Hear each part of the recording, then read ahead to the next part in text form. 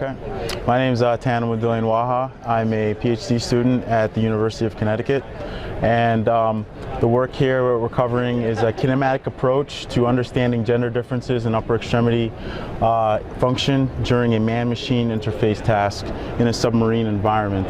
And the main purpose of this is with gender integration on the next submarine class. You're designing for a 5th percentile female to a 95th percentile male. Once you take into account that gender demographic, you have certain anthropometry issues that you have to run into.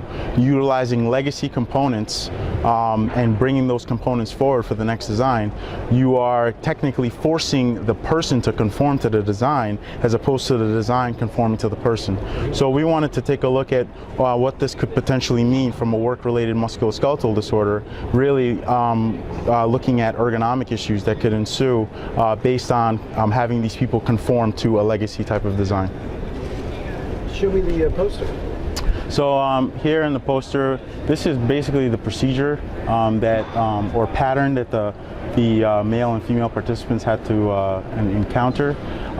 Some of the results here, this is really the 2.7 hertz phase of the experiment, and what we're doing here is due to cost and trying to keep experimental costs down, what we did was we simulated a C-state environment and a non-C-state environment. So by forcing someone to move at in a ballistic pace, potentially force them, potentially cause alterations in how they would interact or interface with a touch screen.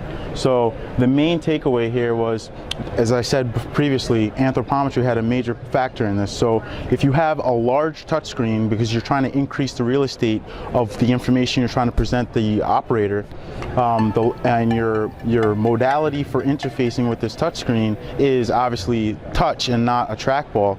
Now you're losing sight of if you have smaller people or shorter people, you have greater abduction and adduction as a result of the size of the screen that you're having them use. So even adjusting for the vertical height of the screen didn't really reduce that abduction-adduction factor. It's really the component. So we can have all these ergonomic niceties where we can have a variable adjustable screen, or we can have variable adjustable depth to the screen as you're interfacing with the screen. However, the actual component itself, consideration in the component is what should be taken into account when you're performing this type of design.